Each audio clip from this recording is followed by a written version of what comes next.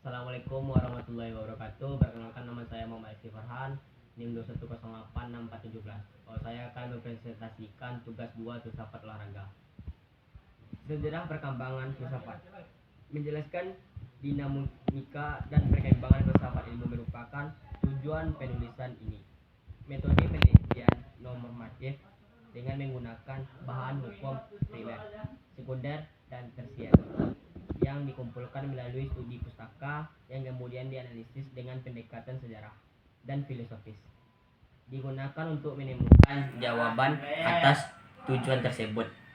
Hasil penelitian dapat disimpulkan bahwa sejarah perkembangan filsafat ilmu tidak dapat dilepaskan dengan sejarah filsafat itu sendiri. Khususnya filsafat barat, perkembangan filosofi barat dibagi menjadi 6 porsi desi, yaitu zaman Yunani klasik, zaman pra-Yunani kuno, zaman Yunani kuno, zaman pra-Sokrates, filsafat abad pertengahan, filsafat modern.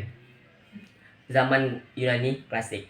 Pada perkembangan ini filsafat sangat pesat karena besar minat orang terhadap filsafat. Aliran yang mengawali periode Yunani klasik adalah soft times. Soft times yang dalam artinya ia cerdik atau pandai, keahlian sofisme ada di dalam bidang bahasa politik dan retorika, terutama tentang kosmos dan kehidupan manusia yang dapat membawa perubahan budaya dan perbedaan. B. Zaman pra-Yunani kuno. Pada zaman ini manusialah masih menggunakan batu sebagai alat bantu. Karena zaman ini juga dikenal dengan zaman batu. Hal ini dikuatkan oleh penentuan-penentuan yang diperkirakan sebagai peninggalan zaman sebelum Masehi. Antara lain adalah alat dari batu, tulang belulang hewan, sisa beberapa tanaman, tempat penguburan, tulang belulang manusia purba. Zaman Yunani kuno. Kelahiran pemikiran filsafat diawali pada abad ke-6 sebelum Masehi yang ditandai oleh runtuhnya mite-mite dan dongeng-dongeng yang selama ini menjadi pembenaran di setiap gejala alam. Mereka mencari asas yang pertama dari alam semesta yang sifatnya mutlak, yang berada di belakang segala sesuatu yang serba salah.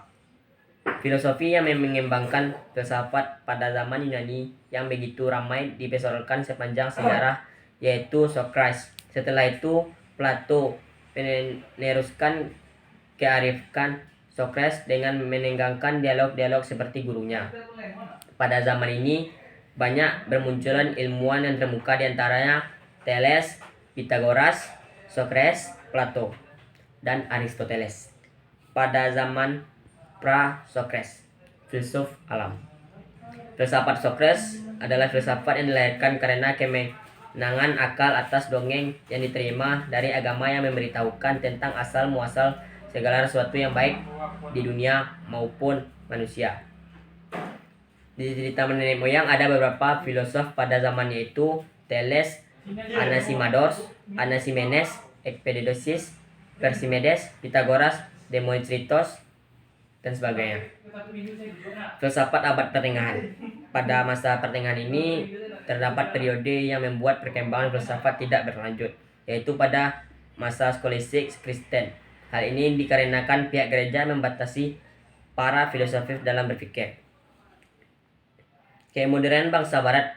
Pada masa ini Sokrates Kristen, kekuasaan agama masih begitu berpengaruh terhadap perkembangan kehidupan filsafat. Gereja saja, karena mereka yang di luar gereja terlalu disibukkan dengan urusan melayani orang lain daripada memikirkan hal-hal yang tidak menyenangkan seperti filsafat.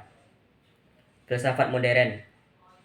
Sejarah filsafat pada masa modern ini dibagi ke 3 zaman atau periode, yaitu zaman Renaissance, pencerahan budi, dan zaman romantik. Khususnya pada zaman idealisasi Jerman, pada tokoh yang menjadi perintis yang membuka jalan baru menuju perkembangan ilmiah yang modern. Dia adalah seorang filsufus Prancis, Descartes, belajar filsafat kelas yang dipimpin Peter Yusuf de Flessy.